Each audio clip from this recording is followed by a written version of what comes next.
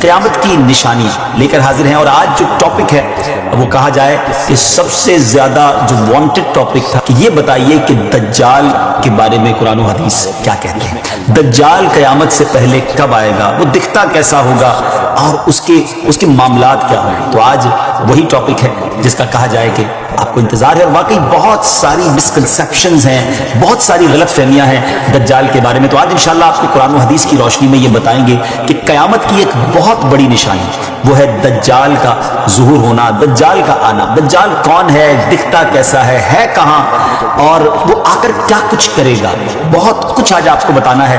نہایت توجہ کے ساتھ ہمارے ساتھ رہیے گا، اور آپ ہماری اس ویڈیو کو شیئر بھی کیجیے گا۔ ناظرین بات کو آگے لیے چلتے ہیں۔ یاد رہے کہ قیامت کی بڑی علامت میں سے دوسری علامت دجال کا نکلنا ہے۔ احادیث مبارکہ میں دجال کا ذکر بڑی وضاحت سے آیا ہے، اور کمال کی بات یہ ہے کہ ہر نبی علیہ السلام نے دجال کے فتنے سے اپنی امت کو ڈرایا ہے۔ سرکار دو عالم صلی اللہ تعالی علیہ وسلم نے اس کی نشانیاں، اس کا حلیہ، اس کے آنے سے پہلے اور بعد کے جو حالات ہوں گے اس کو بھی بیان فرمایا ہے۔ انشاءاللہ بڑی دلچسپ آج کی ایپیسوڈ ہے، عبرت ناک بھی ہے اور اوتھنٹک معلومات بھی ہے۔ سب سے پہلے چلتے ہیں اللہ کے پیارے کلام قرآن مجید فرقان حمید میں۔ اللہ تبارک و تعالی ارشاد فرماتا ہے، بسم اللہ الرحمن الرحیم، وَمِنْهُمْ مَنْ يَلْمِزُكَ فِي الصَّدَقَاتِ فَإِنْ أُعْطُوا مِنْهَا رَضُوا وَإِنْ لَمْ يُعْطَوْا مِنْهَا إِذَا هُمْ يَسْخَطُونَ۔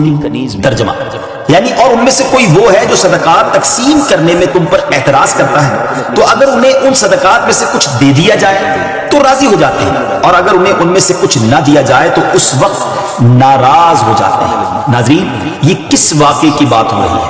علماء کرام فرماتے ہیں کہ یہ آیت ذو الخویصرہ تمیمی کے بارے میں نازل ہوئی۔ اس شخص کا نام خرقوس بن زبیر ہے، اور یہ شخص خارجیوں کا بانی ہے۔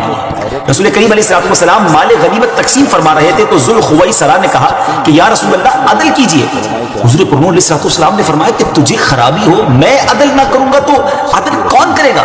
حضرت عمر رضی اللہ تعالیٰ عنہ نے عرض کی مجھے اجازت دیجئے کہ اس منافق کی گردن مار دوں۔ تو پیارے آقا علیہ السلام نے فرمایا کہ اسے چھوڑ دو، اس کے اور بھی ہمراہی ہے کہ تم ان کی نمازوں کے سامنے اپنی نمازوں کو اور ان کے روزوں کے سامنے اپنے روزوں کو حقیر دیکھو گے۔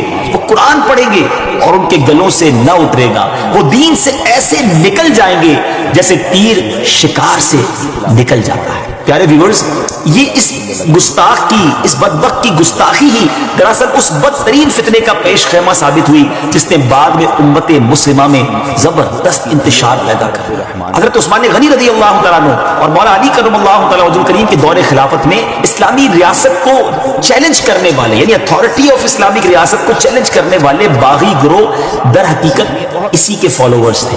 جنگ صفین کے موقع پر جب حضرت علی رضی اللہ تعالیٰ عنہ نے خون خرابے سے بچنے کے لیے تحکیم یعنی ثالثی آربیٹریشن کے راستے کو اپنایا کہ چلیں کوئی بیچ میں فیصلہ کر لیا جائے، تو پہلے تو خوارج نے اس کی حمایت کی، مگر جب یہ فیصلہ کر لیا گیا تو یہ خوارج اس کو رد کرتے ہوئے مولا علی کرم اللہ تعالیٰ وجہ کریم کے لشکر سے بھی نکل گئے۔ آپ کو معاذ اللہ ثم معاذ اللہ کافر کہنے لگے اور اپنا ایک باغی گروہ تیار کر کے جہاد کے نام پر حضرت علی رضی اللہ تعالیٰ عنہ اور امت مسلمہ کے خلاف لڑنے کے لیے کھڑے ہو گئے، اور عراق کے ایک علاقے کو اپنا مرکز بنا لیا۔ نفرت کا یہ عالم تھا کہ انہوں نے حضرت علی رضی اللہ تعالیٰ عنہ کے شہر کو بھی چھوڑ دیا اور جنگلوں میں، صحراؤں میں، پہاڑوں میں گھات لگا کر بیٹھ گئے، جہاں وہ اپنے مخالفین کو پکڑ کر ظلم و ستم کا نشانہ بناتے اور انہیں قتل کر دیتے۔ ان کی سرکشی بڑی تو مولا علی کرم اللہ تعالیٰ وجہ کریم نے صحابہ کرام کا لشکر لیا اور ان خوارج کے خلاف جنگ کی اور انہیں شکست دے دی۔ جب مولا علی کرم اللہ تعالیٰ وجہ کریم کے لشکر نے خوارج کو ختم کر دیا تو آپ نے فرمایا اس نشانی والے آدمی کو بھی تلاش کرو، ایک نشانی بتائی آپ نے۔ لوگ ڈھونڈنے لگے مگر وہ نہ ملا۔ آپ نے پھر فرمایا اس کو پھر جا کر تلاش کرو، خدا کی قسم میں نے نہ جھوٹ بولا ہے نہ ہی مجھے جھوٹ بتایا گیا ہے۔ یہ بات انہوں نے 2 یا 3 مرتبہ کہی، حتیٰ کہ لوگوں نے ایک کھنڈر سے اس نشانی والے بندے کی لاش کو ڈھونڈ لی۔ مولا علی کرم اللہ تعالیٰ وجہ کریم کے سامنے رکھی گئی۔ عجب نشانی تھی ناظرین کہ جس کا ایک ہاتھ عورت کے پستان جیسا ہے بہرحال امیر المومنین رضی اللہ تعالیٰ عنہ نے تکبیر کہی اور حمد الہی بجا لایا. کسی شخص نے کہا, آپ کے ساتھی نے کہا کہ حمد ہے اسے جس نے ان خوارج کی نجاست سے زمین کو پاک کیا. وہاں امیر المومنین نے ایک جملہ فرمایا, اور یہ پورا واقعہ سنانے کا جو مقصد ہے, ہو سکتا ہے ناظرین سوچ رہے ہو کہ بات دجال کی ہو رہی ہے اور یہ خوارج کا ذکر کیوں شروع ہو گیا. امیر المومنین رضی اللہ تعالیٰ عنہ نے فرمایا کہ کیا سمجھتے ہو یہ لوگ ختم ہو گئے؟ ہرگز نہیں. ان میں سے کچھ ماں کے پیٹ میں ہیں, کچھ باپ کی پیٹھ پہ ہیں. پھر جب ان میں سے ایک گروہ ہلاک ہوگا دوسرا سر اٹھائے گا, یہاں تک کہ ان کا آخری گروہ دجال کے ساتھ. دجال ابھی آیا نہیں ہے اور کسی کو پتا نہیں کہ اس وقت وہ کہاں ہے, لیکن روئے زمین پر ایک صحابی ایسے گزرے ہیں جنہوں نے دجال کو دیکھا بھی ہے, اس سے ملاقات بھی کی ہے اور اس سے بات چیت بھی ہوا. جی ہاں, اس ملاقات میں کیا کچھ ہوا, کیا دیکھا انہوں نے, کیا سنا, انشاءاللہ یہ پوری تفصیل آپ کو بتا دیں. حدیث مبارک میں پیارے آقا علیہ الصلوۃ والسلام کی زبانی میں یہ پورا واقعہ ملتا ہے.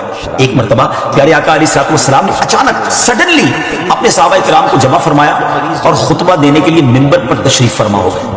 یہ وہ ٹائم تھا جس ٹائم پہ نارملی نبی پاک ایڈریس نہیں کیا کرتے تھے, خطبہ نہیں فرمایا کرتے تھے. صحابہ بھی حیران تھے کہ آج ایسا کیا ہو گیا ہے کہ پیارے آقا علیہ الصلوۃ والسلام اس وقت خطبہ ارشاد فرما رہے ہیں. تو نبی کریم علیہ الصلوۃ والسلام نے فرمایا کہ آج میرے پاس تمیم داری آئے اور انہوں نے ایک ایسی خبر سنائی ہے جس کی خوشی میں مجھے قیلولہ, یعنی پیارے آقا علیہ الصلوۃ والسلام دوپہر کو کچھ آرام فرمایا کرتے تھے, فرمایا وہ بھی میں نہیں کر سکا ہوں, اور میں نے چاہا کہ اس خبر میں تمہیں بھی شامل کروں. بات یہ ہے کہ تمیم داری نے مجھے بتایا کہ وہ 30 افراد تھے اور ایک شپ میں, ایک کشتی میں سفر کر رہے تھے کہ طوفان آ گیا اور وہ بھٹک گئے. تقریباً مہینہ بھر وہ سمندر میں گھومتے رہے اور ایک دن سورج غروب ہونے کے وقت ایک نامعلوم جزیرے پر, ایک نامعلوم آئلینڈ پر پہنچے. انہیں وہاں سیاہ رنگ کی مخلوق نظر آئی جس کے جسم پر بال بہت زیادہ تھی. انہوں نے اس سے پوچھا کہ تم کون ہو؟ تو اس نے کہا میں جاسوس ہوں. تو صحابہ نے کہا کہ ہمیں اپنے بارے میں کچھ بتاؤ. اس نے کہا کہ نہ میں تمہیں کچھ بتاؤں گا نہ تم سے کچھ سنوں گا. تم اس بت خانے میں جاؤ, وہاں ایک شخص تمہارا بڑی بے چینی سے ویٹ کر رہا ہے, انتظار کر رہا ہے, وہی تمہیں کچھ سنائے گا بھی, بتائے گا. پھر وہ سب اندر چلے گئے. وہاں ایک شخص سختی کے ساتھ زنجیروں میں جکڑا ہوا تھا. اس نے پوچھا کہ تم لوگ کون ہو اور کہاں سے آئے ہو؟ صحابہ کرام نے جواب دیا کہ شام سے آئے ہیں. اس نے پوچھا کہ عرب کا کیا حال ہے؟ اور ایک شخص وہاں پیدا ہونا تھا, اس کا کیا حال ہے؟ یعنی نبی پاک علیہ الصلوۃ والسلام کے بارے میں پوچھا. صحابہ کرام نے کہا کہ وہ اچھے حال میں ہیں اور ابتدا میں ان کی مخالفت ہوئی, مگر اب تو تمام عرب پر وہ غالب ہو گئے ہیں اور سارا عرب ایک دین, ایک خدا کو ماننے والا ہو گیا ہے. اس نے کہا اچھا زغر کے چشمے کا کیا حال ہے؟ انہوں نے جواب دیا کہ وہ بھی اچھی حالت میں ہے, لوگ اس سے پانی پیتے ہیں, اس سے کھیتی باڑی بھی کرتے ہیں. پھر اس نے پوچھا کہ عمان اور بیسان کی کھجوروں کا کیا حال ہے؟ انہوں نے کہا کہ اس میں ہر سال پھل آتے ہیں. یہ سن کر اس شخص نے 3 چیخیں ماری اور بولا کہ میں دجال ہوں. جی ہاں ناظرین, وہ دجال تھا. کہتا ہے قریب میں آزاد ہو جاؤں گا اور زمین کا چپا چپا گھوموں گا اور اس کا کوئی حصہ نہیں چھوڑوں گا سوائے طیبہ کے, کیونکہ مجھ میں وہاں جانے کی طاقت, وہاں جانے کی پاور نہ ہو. نبی پاک علیہ الصلوۃ والسلام نے فرمایا کہ مجھے بہت خوشی ہوئی کیونکہ طیبہ یہی شہر ہے. مدینہ منورہ کے بارے میں میرے آقا نے فرمایا کہ طیبہ یہی شہر ہے. اور سبحان اللہ, میرے آقا فرماتے ہیں اس ذات کی قسم جس کے قبضے میں میری جان ہے, مدینہ منورہ کی ہر گلی, کوچہ, سڑک اور یہاں نرم اور سخت زمین, الغرض ہر مقام پر فرشتہ ننگی تلوار لیے پہرا دیتا ہوگا اور قیامت تک یہ پہرا دے گا. سبحان اللہ, مدینے کی گلیوں میں فرشتے پہرا دے گا. سبحان اللہ, کیا بات ہے مدینہ منورہ کی. بعض روایت کی روشنی میں یہ بات بھی کہی جاتی ہے کہ دجال کو حضرت سلیمان علیہ السلام نے قید کیا تھا اور حدیث پاک کے مطابق یہ مشرق یعنی ایسٹ کی سائڈ موجود ہے. دجال کا فتنہ تاریخ انسانی کی ابتدا سے لے کر انتہا تک تمام فتنوں سے بڑا اور خطرناک فتنہ ہے, جس کی بڑائی اور شدت کا اندازہ اس بات سے بھی لگایا جا سکتا ہے کہ ہر نبی علیہ السلام نے اپنی اپنی امت کو دجال کے فتنے سے ڈرایا. محبوب رب العزت محسن انسانیت صلی اللہ علیہ وسلم کا فرمان عالی شان ہے, مکہ مکرمہ اور مدینہ منورہ کے علاوہ کوئی شہر ایسا نہیں ہے جسے ان قریب دجال رونتا ہوا نہ گزرے, جبکہ ان دونوں شہروں کے ہر راستے پر ملائکہ صفے باندھے پہرا دے رہے ہوں گے. دجال مدینہ منورہ سے باہر ایک دلدلی زمین پر پڑاؤ ڈالے گا, پھر شہر مدینہ لرزے گا یعنی زلزلہ آئے گا, تو اس میں موجود ہر کافر اور منافق باہر نکل جائے گا. مفتی احمد یار خان نعیمی رحمۃ اللہ تعالی فرماتے ہیں دجال 2 قسم کے ہیں, چھوٹے اور بڑے. چھوٹے دجال بہت ہوئے اور ہوں گے. ہر جھوٹا نبی, جھوٹا صوفی جو لوگوں کو گمراہ کرے وہ دجال ہے. بڑا دجال صرف ایک ہے جو دعوی خدائی کرے. جی ہاں, بڑا دجال جو قیامت کے قریب آئے گا وہ خدا ہونے کا دعویٰ کرے گا، لیکن وہ یہ کام بالکل سٹارٹ میں نہیں کرے گا، بلکہ شروع میں خود کو مومن ظاہر کرے گا، لوگوں کو بھلائی کی طرف بلائے گا، پھر نبوت کا اور آخرکار خدا ہونے کا دعویٰ کرے گا۔ اب تک کی گفتگو سے دجال کا آنا تو ثابت ہو گیا کہ دجال کا آنا سچ ہے اور یہ ہو کر رہے گا، لیکن یہ دکھے گا کیسا، اپیرنس کیا ہوگی؟ مختلف احادیث میں دجال کا جو حلیہ بتایا گیا ہے وہ یہ ہے کہ دجال ایک جوان مرد ہوگا، لمبا قد ہوگا، جسم بہت موٹا ہوگا، ایک آنکھ سے کانا ہوگا اور ایک کانی آنکھ ایسی ہوگی جیسے پھولا ہوا انگور، اور جبکہ اس کی ایک آنکھ خون آلود ہوگی، اس کا سینہ چوڑا ہوگا اور ذرا سا اندر کی طرف دھسا ہوا ہوگا۔ دجال کی پیشانی چوڑی ہوگی اور دونوں آنکھوں کے درمیان کاف فا را یعنی کافر لکھا ہوگا، جسے ہر مسلمان پڑھ سکے گا چاہے اسے پڑھنا آتا ہو یا نہ آتا ہو، اور اس کے جسم پر بہت زیادہ بال ہوں گے اور اس کے بال گھنگریالے ہوں گے، اس کے دونوں کانوں یعنی ایئرز کے درمیان 40 ہاتھ کا فاصلہ، اس کی دونوں پنڈلیوں کے درمیان فاصلہ ہوگا اور اس کے دونوں پاؤں کا اگلا حصہ ایک دوسرے سے قریب اور ڈٹو یعنی ٹخنوں کی طرف سے فاصلہ ہوگا، جس کی وجہ سے یہ بہت عجیب و غریب دکھے گا۔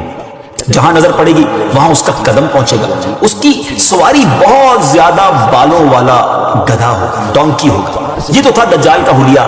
دجال کے آنے سے پہلے کیا حالات ہوں گے، لوگ کس حالت میں ہوں گے، ان کے بارے میں بات کرتے ہیں۔ دجال کے نکلنے سے پہلے دنیا بہت بری حالت میں ہوگی، جیسا کہ احادیث مبارکہ کے مضامین سے پتہ چلتا ہے کہ اس کے نکلنے سے 3 سال پہلے سے اس دنیا میں خشک سالی پھیل جائے گی، خشک سالی کا گویا سال پھیل جائے گا۔ فرسٹ ایئر کیا ہوگا، آسمان سے 1/3 بارش ہوگی اور زمین کی 1/3 پیداوار روک لی جائے گی، یعنی اب صرف 66% گروتھ ہو رہی ہوگی زمین کے اندر۔ دوسرے سال آسمان سے 2/3 بارش روک لی جائے گی، یعنی 66% اپروکسیمیٹلی 2/3 بارش نہیں ہوگی اور پھر 2/3 زمین کی پیداوار بھی، اور جو 3rd ایئر ہوگا اس سال کوئی بارش نہیں ہوگی، زمین پر کوئی پیداوار نہیں، حتیٰ کہ آسمان شیشے کی طرح ہو جائے گا اور زمین تانبے کی ہو جائے گی۔ اس خشک سالی کے سبب تمام چوپائے ہلاک ہو جائیں گے، فتنے اور قتل و غارت گری عام ہو جائے گی، آدمی ایک دوسرے کو قتل اور جلا وطن کر رہے ہوں گے، غذائی قحط یعنی ایک جس کو کہیں کہ فوڈ کا کرائسس پیدا ہو جائے گا، علمی اور روحانی قحط بھی ہوگا، یعنی فوڈ کرائسس کے ساتھ ساتھ غذائی قحط کے ساتھ ساتھ علمی اور روحانی قحط بھی برپا ہوگا۔ دین کے معاملے میں لوگوں میں کمزوری پیدا ہو چکی ہوگی، علماء اور دیندار لوگوں کی قلت ہوگی۔ تب دجال ایسٹ کی سائڈ سے، مشرق کی طرف سے ایک اصبہان یا خراسان نامی شہر سے نکلے گا اور زمین پر 40 دن رہے گا، جن میں سے ایک دن 1 سال کے برابر اور ایک دن 1 ماہ کے برابر اور اگلا دن 1 ہفتے کے برابر، جبکہ باقی دن سال کے عام دنوں کی طرح ہوگی۔ اس مدت میں دجال اپنے گدھے پر سوار ہو کر ساری دنیا کا چکر لگائے گا۔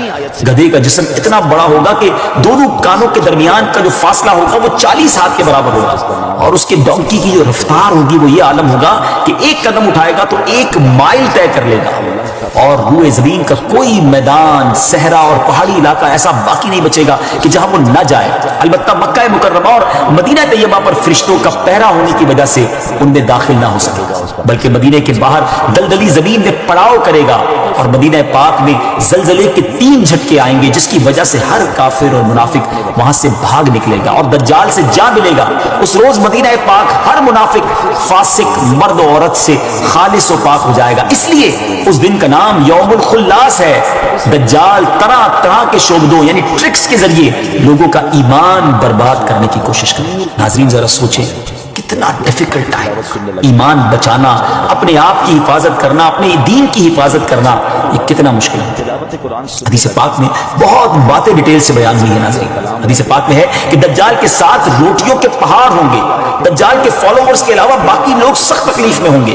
دجال کے ساتھ 2 گارڈن ہوں گے، 2 باغ ہوں گے، جن میں سے ایک کو وہ جنت کہتا ہوگا، دوسرے کو دوزخ کہے گا۔ جو اس کے خدا ہونے پر ایمان لائے گا اسے اپنی جنت میں ڈال دے گا، اور جو انکار کرے گا اسے جہنم میں داخل کرے گا۔ لیکن یاد رہے جس کو وہ جنت کہتا ہوگا بیسیکلی وہی دوزخ ہے، اور جس کو وہ دوزخ کہتا ہوگا اور جو ایمان کی وجہ سے اس میں ڈالا جائے گا، اس کا انکار کی وجہ سے ڈالا جائے گا، تو وہ آگ میں نہیں بلکہ وہ واقعی جنت میں جا رہا ہو۔ اس کے لیے زمین کو لپیٹ دیا جائے گا، وہ 40 دن میں پوری دنیا کا چکر لگائے گا سوائے حرمین طیبین کے۔ زمین سے خزانے نکالے گا اور خزانے اس کے پیچھے چلیں گے۔ علم دین کی انتہائی کمی ہوگی، روئے زمین پر کوئی ایسا شخص باقی نہ ہوگا جو دجال سے ڈیبیٹ کر سکے، مناظرہ کر سکے۔ ایک ایسا نیک مومن ان کی طرف آئے گا جس سے دجال کے سپاہی کہیں گے کہ کیا تم ہمارے رب پر ایمان نہیں لاتے؟ وہ نیک مومن کہیں گے کہ میرے رب کی نشانیاں چھپی ہوئی نہیں ہیں، پھر وہ ان کو پکڑ کر دجال کے پاس لے جائیں گے. یہ دجال کو دیکھ کر فرمائیں گے اے لوگوں یہ وہی دجال ہے جس کا رسول کریم علیہ الصلوۃ والسلام نے ذکر فرمایا تھا. دجال کے حکم سے ان کو مارا جائے گا, زد و کوب کیا جائے گا. پھر دجال کہے گا کہ کیا تم میرے اوپر ایمان نہیں لاتے؟ وہ فرمائیں گے تم مسیح کذاب ہے. دجال کے حکم سے ان کے جسم مبارک سر سے پاؤں تک کاٹا جائے, 2 حصے کر دیا جائے گا. ان دونوں حصوں کے درمیان سے دجال گزرے گا. پھر دوبارہ اس کہے گا کہ اٹھو, تو وہ تندرست ہو کر اٹھ کھڑے ہوں گے. تب دجال ان سے کہے گا کہ اب تو مجھ پر ایمان لے آؤ. وہ فرمائیں گے میری بصیرت اور زیادہ ہو گئی ہے, اے لوگوں یہ دجال ہے, اب میرے بعد یہ کسی کے ساتھ پھر ایسا نہیں کر سکے. پھر دجال انہیں پکڑ کر ذبح کرنا چاہے گا اور اس پر قادر نہ ہو سکے گا. پھر ان کو پکڑ کر گویا اپنی جہنم میں ڈالے گا. لوگ گمان کریں گے کہ ان کو آگ میں ڈالا ہے, مگر در حقیقت وہ جنت ہوگی, اور جسے وہ اپنی جنت کا نام دے گا وہ در حقیقت وہ دوزخ ہوگی. دجال کے کہنے پر آسمان سے بارش برسے گی, زمین کو حکم دے گا وہ سبزے اگائے گی, آسمان اس کے کہنے پر گویا پانی برسائے گا. دجال کے ماننے والوں کے جانور لمبے چوڑے اور خوب تیار اور دودھ والے ہو جائیں گے, اور ویرانے میں جائے گا تو وہاں کے خزانے شہد کی مکھیوں کی طرح اس کے ساتھ ہو جائیں گے. اس قسم کے بہت سے شعبے, بڑی ٹرکس دکھائے گا. در حقیقت میں سب جادو کے کرشمے اور شیاطین کے تماشے ہوں گے جن کا حقیقت سے کوئی تعلق نہیں ہوگا, اس لیے کہ اس کے وہاں سے جانے کے بعد لوگوں کے پاس کچھ بھی نہیں رہے گا. خزانے بھی دکھائے گا, بہت ساری چیزیں ہوں گی, لیکن جب دجال وہاں سے جائے گا تو پیچھے سب چیزیں دوبارہ ختم ہو جائیں گی. دجال کے لشکر میں 70,000 اصفہان کے یہودی ہوں گے, اور 13,000 ان کی عورتیں, اور ساتھ ساتھ وہ لوگ بھی ہوں گے جو یہودیوں کے تابع ہوں گے. اس کے ساتھ شیاطین ہوں گے, وہ اس سے کہیں گے اے دجال ہم سے جو چاہے کام کروا لے, ہم تیری مدد کریں گے. دجال کہے گا کہ لوگوں میں پھیل جاؤ, میرا خوب چرچا کرو کہ میں رب ہوں. شیاطین ایسا ہی کریں گے. دجال کے ان فتنوں کی وجہ سے اہل ایمان سخت پریشان اور تنگی کے عالم میں بھاگ کر دخان نامی ایک پہاڑ میں پناہ لیے ہوں, لیکن دجال ان کا پیچھا کر کے پہاڑ کا گھیرا کرے گا. اہل ایمان سخت تکلیف میں, بھوک میں مبتلا ہوں گے. تب اللہ پاک حضرت سیدنا عیسیٰ علیہ نبینا علیہ الصلوۃ والسلام کو نازل فرمائے. ناظرین یہ وہ ٹرننگ پوائنٹ ہوگا کہ تمام تکلیفوں کے بعد, تمام پرابلمز کے بعد اہل ایمان کی بھی مدد کیسے کی جائے گی. قرب قیامت ہوگی اور حضرت عیسیٰ علیہ الصلوۃ والسلام جامع مسجد دمشق میں شرقی مینارے پر نازل ہوں گے. اور اب جب حضرت عیسیٰ علیہ الصلوۃ والسلام اس دنیا میں آ جائیں گے تو ان کو دیکھتے ہی دجال ایسے گھلے گا, میلٹ ہوگا جیسے پانی میں نمک گھلتا ہے, میلٹ ہوگا. آپ علیہ الصلوۃ والسلام دجال کو مقام لد پر قتل کریں گے اور اس کے فالوورز میں سے ایک بھی کسی کو بھی زندہ نہیں چھوڑے. یہ فتنہ بہت شدید ہوگا. ناظرین نبی پاک علیہ الصلوۃ والسلام نے بھی اس سے پناہ مانگی اور اس کی ترغیب ارشاد فرمائی, اور روایت کی روشنی میں علماء نے دجال سے بچنے کے کچھ طریقے بھی ارشاد فرمائے ہیں. آئیے اب وہ باتیں بھی سیکھ لیتے ہیں کہ ہم اس کے لیے کیا کر سکتے ہیں, ہم کیا دعا کریں. جو کوئی مسلمان مکہ یا مدینے میں ہوگا وہ دجال کے فتنے سے محفوظ رہے گا, کیونکہ دجال حرمین طیبین میں داخل نہیں ہو سکے. بعض روایت میں آئے کہ جو مسجد اقصی یا مسجد طور میں ہوگا وہ بھی فتنہ دجال سے بچا رہے گا. نبی پاک علیہ الصلوۃ والسلام نے فرمایا جو سورہ کہف کی پہلی 10 آیتیں یاد کرے گا دجال کے فتنے سے محفوظ ہے. میں بھی نیت کر لیتا ہوں, آپ بھی کر لیں کہ 10 آیتیں سورہ کہف کی فرسٹ 10 آیات آف سورہ کہف اس کو یاد کر لیں. علماء نے مختلف حدیثوں کی روشنی میں یہ بات بھی بیان کی اور فرمایا کہ پہاڑوں اور جنگلوں سے دور رہا جائے, کیونکہ دجال اکثر دیہاتوں یعنی ولیجز میں جائے گا. ان باتوں کے ساتھ ساتھ اللہ تعالیٰ کی تسبیح و تکبیر, ایمان پر ثابت قدمی اور صبر سے بھی دجال سے بچا جا سکے گا. اگر وہ کسی کو اپنی آگ میں بھی پھینکے گا تو اسے چاہیے کہ وہ ثابت قدم رہے, کیونکہ وہ آگ اس پر سلامتی والی ہو جائے گی, یعنی گویا گلزار ہو جائے گی. یا اللہ عز و جل اس مشکل وقت میں ہر مسلمان کی مدد فرمانا. ناظرین اس کے ساتھ ہی ہمارے اس امیزنگ ایپیسوڈ کا وقت ختم ہوا ہے. نئے ایپیسوڈ کے ساتھ, ایک نئے ٹاپک کے ساتھ, قیامت کی ایک اور نشانی کے ساتھ ہم حاضر ہوں گے. اپنا بہت خیال